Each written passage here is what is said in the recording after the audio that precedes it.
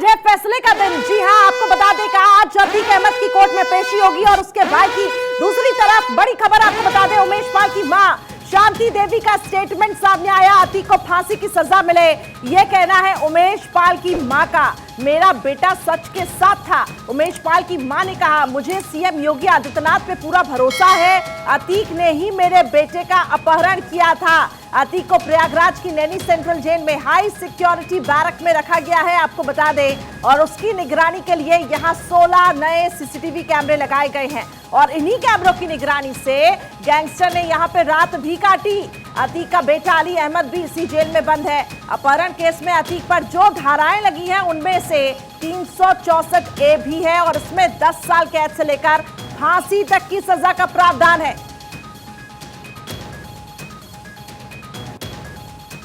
आज 2 साल 16 साल से लड़ते लड़ते आज उसको इन लोगों ने मार डाला, शहीद हो गया। अब मेरे घर में उसके अलावा उसका मेरा बेटा शेर की तरह था, जो कि इससे आज तक अतीक से किसी ने आके नहीं मिलाया। लेकिन मेरे बेटे ने 16-17 साल इससे मुकदमा लड़ा। जब अंतिम समय आ गया तो इसने मेरे बेटे को मरवा दिया। लेकिन आज फैसला आने वाला है। मैं ऊपर कोर्ट से कल भी कह रही थी आज इसको फांसी की सजा हो, इसलिए कि इसको अगर उम्र कैद हो गया तो जेल में बैठ करके वहां से शतरंज रच करके मेरे बच्चों को, मेरे परिवार को ये फिर विनाश की घड़ी पहुंचाएगा। मैं मांग करती हूँ कि जो है उन्हें फांसी की सजा ही दी जाए, नहीं तो अगर वो जिंदा रहेगा तो कल को हम लोग के लिए भी खतरा बन सकता है। और मेरे पास कोई लड़ने वाला नहीं है, मैं असहाय हूँ, मेरी सास है, मैं हूँ और मेरे घर में जितने भी बच्चे सब छोटे हैं, कोई लड़ने वाला नहीं है। मैं आपके माध्यम से ही न्यायालय और शासन प्रशासन सबसे मांग करती हूँ कि उन्हें छोड़ा ना जाए, उनको फांसी की सजा ही दिलाई जाए। तो ये उस परिवार का दर्द है जिसने अपना बेटा खोया है, जिसने अपने पति को खोया है। वहीं एक और बड़ी खबर इसी पूरे मामले से जुड़ी हुई, उमेश पाल अपहरण केस में आज फैसले का दिन है। अतीक अशरफ है मुख्य आरोपी और कड़ी सुरक्षा के बीच दोनों की कोर्ट में पेशी है। खबर यह है कि एमपी एमएलए कोर्ट में यह पेशी होगी। इस वक्त की बड़ी खबर आपके सामने, अतीक अशरफ है मुख्य आरोपी और कड़ी सुरक्षा के बीच दोनों की कोर्ट में पेशी होगी। तो आज फैसले का दिन है, एमपी एमएलए कोर्ट में यह पेशी होनी है और जो धाराएं इस वक्त लगी हैं अतीक अहमद पर, उसमें 10 साल की सजा से लेकर फांसी तक का प्रावधान है। अब ऐसे में उमेश पाल के परिवार वालों की यही मांग है कि अतीक और इसके साथ साथ जो इस अपहरण में शामिल था उनको फांसी की सजा होनी चाहिए। वहीं अतीक अहमद को कल साबरमती जेल से प्रयागराज शिफ्ट किया गया। अतीक अहमद की इस दौरान धड़कनें भी बढ़ी। वो कहता है कभी कि मुझे डर लग रहा है, कानून के कंधे को लेकर साजिशन, मुझे फंसाया जा रहा है, मेरी हत्या की यहां पर साजिश रची जा रही है।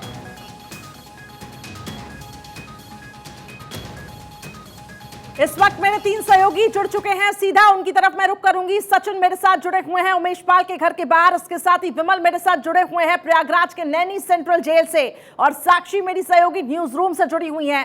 सबसे पहले सचिन आपकी तरफ रुख करूंगी, क्या अपडेट्स है आपके पास? उमेश पाल का परिवार, ये उस परिवार का दर्द है जिसने अपने बेटे को खोया, जिसने अपने पति को खोया। उनका यही कहना है कि अतीक और उसके साथ साथ जो इस अपहरण कांड में शामिल था उनको फांसी की सजा होनी चाहिए। बिल्कुल करिश्मा, देखिए आज पूरे परिवार वाले जो हैं वो आज मेरे साथ मौके पर मौजूद हैं। मैं उनके घर पर ही इस वक्त मौजूद हूं और आज वो तारीख है जब अतीक अहमद के गुनाहों का फैसला होगा। और मेरे साथ इस वक्त उमेश पाल के भांजे मौके पर मौजूद है, ज़रा उनसे बात करते हैं आखिर वो क्या महसूस कर रहे हैं। ऋषभ, क्या तैयारियाँ आज होने वाली है? आज कोर्ट पेशी होगी, आपकी तरफ से क्या दलीलें, जो वकील साहब उनकी तरफ से क्या दलीलें आज रखी जाएंगी? कुछ भैया सब कुछ तो हो गया, सिर्फ आज जजमेंट का डेट है, आज जजमेंट होना है। बस हमें एक ही चीज़ कमी हो रही है कि मामा जी ने आज 16-17 साल से जो संघर्ष किया आज वो सुनने के लिए नहीं है। तो जो जजमेंट का वो वेट कर रहे थे वो जजमेंट उन्होंने सुन नहीं पाया, तो इसका बहुत खलल है। हम तो बस, और दूसरी चीज़ ये कि आज वो नहीं है तो हम यही डिमांड करते हैं कि फांसी हो। अच्छा, हर बार कहीं ना कहीं सुनने को ये मिलता है कि धमकी भरे पत्र मिलते हैं, तो कभी धमकी दी जाती है कि चुप हो जाओ, ज़रूरत नहीं है कोर्ट जाने की। क्या इस बार भी ऐसा कोई मामला सामने आया है क्या? जी अभी तो इनके नहीं, लेकिन जब अपहरण वाले में था तो कंटिन्यू जब कोर्ट जाते थे तो खान सलत हनीफी जो इनका वकील है, जो कि इस अपहरण में मुकदमे में मुलजिम भी हैं, तो कंटिन्यू कोर्ट में रहना, कोर्ट में आके धमकी देना है कि मत करो पैरवी, पलट जाओ गवाही से, इसको वापस ले लो, ये मत करो, मतलब बहुत तरीके से धमकी, फ़ोन से धमकी और कई तरह की धमकी, तुम्हारा बच्चा वहाँ पढ़ता है, ये वहाँ पढ़ता है, मुझे सब पता है, मैं ये कर दूंगा, वो कर दूंगा। तो बहुत तरीके की धमकी आती थी जो परिवार को नहीं बताते थे, वो घर में नहीं बताते थे, मामी से नहीं बताते थे, नानी से नहीं बताते थे, अपने अंदर रखते थे, बताते नहीं थे कि परिवार डर जाएगा, सहम जाएगा, तो बहुत चीज़ें अपने पास रखते थे। कोर्ट आप भी जाएंगे? जी कोर्ट जाएंगे। कौन कौन जाएगा आपके साथ? जी अभी तो देख रहे हैं, जहाँ तक मामी जाएंगी और हम। अच्छा जी तो ये थे हमारे साथ ऋषभ जो कि उमेश पाल के भांजे हैं। उन्होंने भी इस बात का जिक्र किया कि देखिए हम यही चाहते हैं कि न्याय हो और फांसी की सज़ा जो है वो ज़रूर मिले। करिश्मा बिल्कुल बिल्कुल, और वहाँ का माहौल इस वक्त हम समझ पा रहे होंगे क्योंकि जिस तरीके से मातम की घड़ी उस परिवार में छाई, जिसने अपने बेटे को खोया, किसी ने अपने बाप को खोया और देखिए किसी ने अपने पति को भी खोया, उस परिवार का दर्द यहाँ पे साफ तौर से झलक रहा है। बने रहे सचिन मेरे साथ, विमल मेरे साथ जुड़ चुके हैं प्रयागराज के नैनी सेंट्रल जेल से। विमल, नैनी सेंट्रल जेल में बताया जा रहा है हाई सिक्योरिटी के बीच में यहां पर अतीक अहमद और उसके साथ ही अशरफ को रखा गया और उसके बेटे को भी। आप जानकारी ये दीजिए कि जब कोर्ट में पेशी होगी कि किस तरीके से यहां पे सिक्योरिटी होगी, क्या अपडेट्स है आपके पास? मौके से तस्वीरें भी दिखाइएगा। अतीक अहमद और उसका जो भाई है अशरफ, उन दोनों को हाई सिक्योरिटी बैरक में रखा गया था और पूरी रात ये जो हमारे सूत्र वो बता रहे हैं कि पूरी रात दोनों ने नहीं सोया, सिर्फ उनको बेचैनी थी। कल जो फैसला आने वाला है एमपीएमएलए कोर्ट में, तो कहीं न कहीं वो उनको ये डर सता रहा है कि कहीं उनको फांसी की सजा या उम्र कैद की सजा न सुना दी जाए। उसके लिए वो लगातार रात भर बेचैन थे। हालांकि जिस दिन से वो साबरमती जेल से उनको निकाला गया था, पूरी रात गाड़ी चली, पूरी रात वो जागता रहा, सिर्फ डर के और भय की वजह से कि कहीं उसके रास्ते में गाड़ी न पलटा दी जाए, कहीं रास्ते में उसका एनकाउंटर न कर दिया। तो यानी कि 2 रात हो चुके हैं, लेकिन अभी तक अतीक और उसका जो भाई है अशरफ दोनों बेचैन है कि कहीं आज जो कोर्ट फैसला सुनाएगा उसका फैसले के बाद उसका कहीं साम्राज्य न खत्म हो जाए। हालांकि उसका पूरा परिवार इसमें फरार चल रहा है। 2 बेटे दोनों जेल में है और जो एक बेटा असद है वो फरार चल रहा है। उसको ढूंढने के लिए पुलिस लगातार तजवीज़ दे रही है। देश के साथ साथ अन्य देशों में भी और विदेशों में नेपाल और भूटान तक की छापेमारी की जा रही है। टीम लगातार छापेमारी कर रही है उसको गिरफ्तार करने के लिए। लेकिन अब ये आज जो फैसला आएगा उससे अतीक को एक बहुत बड़ा झटका भी लग सकता है कि उसके साम्राज्य को आज भी नेस्तु नाबूद करने की कोर्ट आज फैसला देगा, नेस्तु नाबूद भी हो सकता है। बिल्कुल, और कहीं ना कहीं योगी आदित्यनाथ ने यह संदेश भी दिया था कि हम माफियाओं को मिट्टी में मिला देंगे। साक्षी की तरफ मैं रुक करूंगी। साक्षी, एक बहुत बड़ी नजीर पेश होने जा रही है क्योंकि जिस तरीके से संकेत मिले थे कि माफियाओं को हम मिट्टी में मिलाएंगे, माफियाओं के साम्राज्य को हम ध्वस्त कर देंगे, आज अतीक अहमद और उसके साथ साथ उसके भाई पर जो भी यहाँ पे सजा का ऐलान होता है, एक हम ये कह सकते हैं माफियाओं में डर साफ तौर से बढ़ेगा। पूरी फैमिली के फिलहाल जो पापों के हिसाब की घड़ी है उसकी उल्टी गिनती शुरू हो गई है और किसी भी वक्त देखिए अब से केवल मात्र 2 घंटे बचे हैं जब फैसला सुनाया जाएगा और सबकी नजरें फिलहाल फैसले के ऊपर टिकी हुई है क्योंकि ये लड़ाई केवल अतीक अहमद के खिलाफ नहीं है। ये लड़ाई इंसान उसकी है, इंसाफ की है, उसकी पत्नी की है और उसकी माँ की है। वो बेबस लाचार औरतें जिन्होंने अपना बेटा खोया, जिन्होंने अपना पति खोया, उनको इंसाफ की मांग है। और देश भर में ऐसे जो माफिया हैं, जो गुंडे हैं, उनके ऊपर शिकंजा कसना भी बेहद ज़रूरी हो जाता है क्योंकि एक मैसेज देना बहुत इंपॉर्टेंट होता है सरकार की तरफ से। जैसा कि आप अभी कह रही थी कि योगी सरकार द्वारा ये बार बार कहा गया है कि ऐसे माफियाओं को मिट्टी में मिला दिया जाएगा और सख्त से सख्त कार्रवाई की जाएगी। कार्रवाई के नाम पर हमने देखा कि किस कदर यूपी पुलिस और यूपी सरकार लगातार एक्टिव मोड में दिखाई दी। भले ही अतीक अहमद के वो गुर्गे हो, उसके सहयोगी हो, उसके करीबी हो या फिर उसके रिश्तेदार कोई भी हो, उनके ऊपर अवैध अतिक्रमण हटाने के लिए बुलडोजर एक्शन देखने को मिला, उनके ऊपर कड़ा एक्शन अपनाते हुए हमने देखा किस कदर राज्य में ही नहीं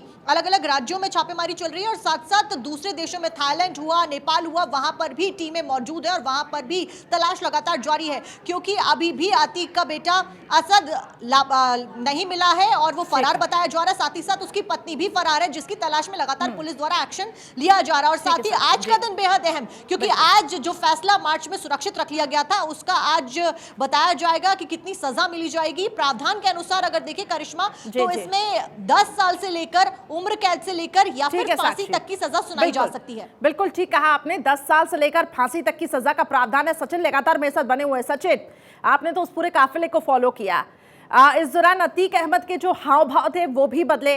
कभी वो ताव से अपनी मूंछों को हिलाकर कह रहा था कि डर किस बात का, और कभी कहता है कि मुझे डर लग रहा है, कानून के कंधे को लेकर एक साजिश यहाँ पे रची जा रही है। बहरहाल आज का दिन बहुत ज्यादा इंपॉर्टेंट हो जाता है और ये कहीं ना कहीं उमेश पाल के परिवार वालों के लिए भी बहुत इंपॉर्टेंट दिन है आज। लेकिन क्या लगता है, कहीं ना कहीं इन माफियाओं की हवाइयां जरूर उड़ी हैं। बिल्कुल सही कह रही हैं आप करिश्मा। देखिए जितने भी माफिया हैं उनकी हवाइयाँ तो उड़ी हुई हैं, लेकिन बड़ी बात यहाँ पर यह है कि उमेश पाल हत्याकांड के बाद आखिर क्या हुआ, आखिर किस तरीके से एक्शन लिया गया। कहीं ना कहीं आम जनता पर भी एक इम्पैक्ट जो है वो पड़ता हुआ यहाँ पर दिखाई दे रहा है। लगभग 17 साल इस पूरे मसले को हो गए, पूरे मामले को हो गए, और इस वक्त हम उमेश पाल के घर पे ही मौके पर मौजूद हैं।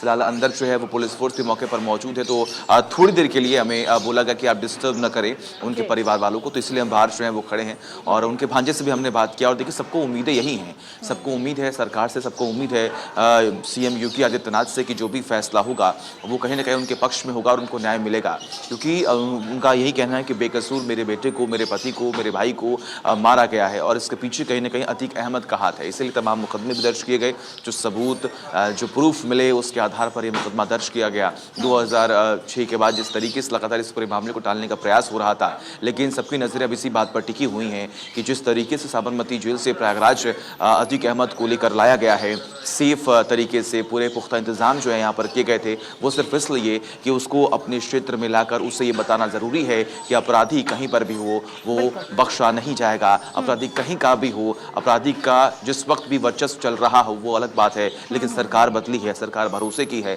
न्याय की है और इस परिवार को न्याय मिलकर ही रहेगा।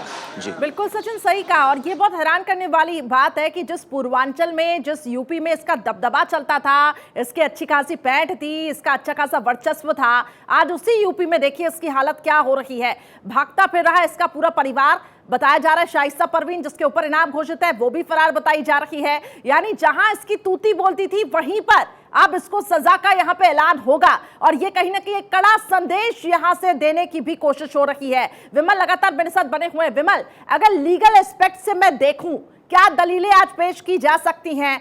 मुझे लगता है पुलिस के पास, सरकार के पास वो पुख्ता सबूत तो है कि इसको प्रूव कर पाए कि अतीक और इसके साथ साथ इसकी जो पूरी फैमिली है वो शामिल थी इस पूरे हत्याकांड में। लेकिन अगर अतीक के वकील की तरफ से मैं बात करूं तो क्या दलीलें यहां पे पेश की जा सकती हैं? अगर बात की जाए अतीक के वकील की तरफ से, तो अतीक के जो वकील है दौलत हनीफ, वो तो आरोपी है ही है, साथ ही साथ उनके जो और वकील है वो लगातार इस वक्त इस मामले को लेकर बयानबाजी कर रहे थे कि इस मामले में न तो अतीक शामिल है, ना ही अशरफ। लेकिन कोर्ट ने जब प्रिंसिपाल की गवाही दी और प्रिंसिपाल के साथ जो एक जैद नाम का जो व्यक्ति था उसने भी इस मामले पर गवाही दी कि हाँ अतीक अहमद और उसका भाई अशरफ है। इन लोगों ने उसको 2007 में 6 में अपहरण किया था, उसके बाद उसको ले जाकर टॉर्चर किया, बयान बदलने की राज्यपाल हत्याकांड में कुछ गवाह था। तो उसी मामले को लेकर आज कोर्ट फैसला देगा। हालांकि अब ये कोर्ट के ऊपर निर्भर करता है कि फैसला किस पक्ष में देता है, अतीक अहमद के पक्ष में देता है या उमेश पाल के पक्ष में, ये समय आने पर पड़ता है। ठीक है। और साक्षी लगातार बनी हुई, साक्षी कानून सबूतों के आधार पर कार्रवाई करता है और इस बार वो पुख्ता सबूत तो है जो ये प्रूफ कर पाए कि अतीक ही इस पूरे हत्याकांड में और इसके साथ साथ अब तक जो अतीक पर मुकदमे दर्ज हैं वो उसमें लिप्त था, संलिप्त था। लेकिन जैसा कि हम बात कर रहे हैं एक मैसेज देने की, एक कड़ा संदेश देने की, तो वो कहीं ना कहीं एक नजीर आज पेश होगी और वो डर उन माफियाओं में और खासतौर से वो जो नेटवर्क है वो कहीं ना कहीं अब डरा सहमा जरूर है। बिल्कुल करिश्मा, एक संदेश देने की, एक मैसेज देने की पूरी कोशिश यहाँ पर की जाएगी और लोगों को और उसके परिवार वालों को पूरा भरोसा है, उमेश पाल के परिवार वालों को, शासन के ऊपर, प्रशासन के ऊपर, कानून व्यवस्था के ऊपर कि कड़ी से कड़ी सजा यहाँ पर अतीक अहमद को आज दी जाएगी। 100 से ज्यादा आपराधिक मामले में आपको बता दूं कि उसके खिलाफ दर्ज हैं, जिसमें रंगदारी हो गए, अपहरण हो गए और यहाँ तक कि हत्या जैसे गंभीर आरोप अतीक अहमद के खिलाफ दर्ज हैं। तो इसके ऊपर कड़ा शिकंजा आज जरूर कसा जाएगा और महज 2 घंटे से भी कम का समय बचा है। मैं यहाँ पर बता बता दूं कि आज वर्चुअली पेश किया जाएगा सुरक्षा कारणों की वजह से और कई सारे कारणों की वजह से वर्चुअली पेशी की जाएगी अतीक अहमद की। तो फिजिकली उसको कोर्ट में नहीं ले जाया जाएगा, वर्चुअली पेशी होगी और साथ साथ वीडियो कॉन्फ्रेंसिंग का यहां पर यूज किया जाएगा। उसी के साथ मैं आपको बता दूं कि प्रयागराज कोर्ट के बाहर यहां पर कड़ी सुरक्षा के इंतजाम कर दिए गए हैं, क्योंकि बेहद इंपॉर्टेंट हो जाता है सुरक्षा व्यवस्था को दुरुस्त रखना, क्योंकि अतीक अहमद के कहा जा रहा था समर्थक भी इस दौरान बीच में हस्तक्षेप करने के लिए आ सकते हैं। तो कड़ी सुरक्षा व्यवस्था कर दी गई है, वर्चुअली पेशी होगी, महज 2 घंटे से भी कम का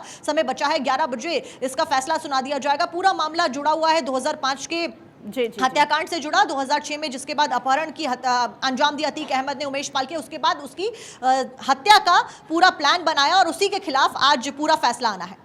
बिल्कुल ठीक कहा और लगातार सबकी नजरें, सबकी निगाहें इसी पर टिकी हुई है कि आखिर फैसला क्या होगा, क्योंकि 10 साल से लेकर फांसी तक की इसमें सजा है और ऐसे में जो शिकंजा कसा जा रहा है इन माफियाओं पर, एक कड़ा संदेश यहां से देने की भी कोशिश की जा रही है। और आप ये सोचिए कि जहां पर इसका वर्चस्व था, ठीक इसको वहीं पर ले आया गया है और वहीं से आप देखिए सजा का जब ये ऐलान होगा तो एक बड़ा संदेश तो जाएगा ही। लेकिन खासतौर से सचिन, बहुत जरूरी हो जाता है वो लोकल सपोर्ट जो इस अतीक को साबरमती जेल में मिल रहा था, उसको भी, उस पर भी कार्रवाई होना, क्योंकि बताया जा रहा था कई पुलिस अधिकारी जो उसमें शामिल थे उनको सस्पेंड तो कर दिया गया है, लेकिन बहुत जरूरी हो जाता है कि इन माफियाओं को जो लोकल सपोर्ट मिल रहा है उस पर भी शिकंजा कसा जाए। बिल्कुल सही कह रही हैं आप करिश्मा, देखिए, और इससे भी लगातार जोर आजमाइश जो है वो लगातार की जा रही। कई आपराधिक मुकदमे जो हैं वो अतीक अहमद के ऊपर दर्ज किए गए हैं, पूरे परिवार के ऊपर दर्ज किए गए हैं, यहाँ तक कि अतीक अहमद की वाई पर तो आपने देखा किस तरीके से इनाम भी घोषित है। लेकिन अब सबकी नज़र इसी बात पर टिकी हुई है, जब अतीक अहमद को नन्ही जेल से बाहर निकाला जाएगा तो आखिर उस वक्त उसका रिएक्शन जो है वो क्या हो सकता है, आखिर क्या अतीक अहमद की तरफ से कहा जा सकता है। क्योंकि कल भी हमने देखा था, जब भी वो कैमरे में कैद हो रहा था तो अलग अलग तरीके से तमाम अपने हाव भाव को प्रकट करने का पूरा प्रयास कर रहा था। लेकिन आपने जैसे जिक्र किया कि देखिए तमाम मुकदमे दर्ज होने के बाद एक नज़ीर जो है वो पेश होनी चाहिए और अब सबकी नजर इसी बात पर है कि आज बहुत बहुत शुक्रिया हमारे साथ जुड़ने के लिए और इसके साथ साथ साक्षी मेरे साथ बनी हुई थी और विमल, बहुत शुक्रिया आप सभी का मेरे साथ जुड़ने के लिए।